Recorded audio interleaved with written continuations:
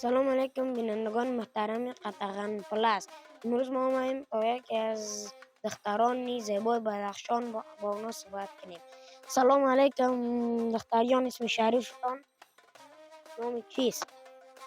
الیسا. خب ماشاءالله. نام پدرتان چیست؟ سید احمد الله. خب شعر یا ترانه یاد داری؟ دارم. یاد داری؟ تو بخوان ببینیم چی رقم یاد داری. واه واه ماشاءالله ماشاءالله.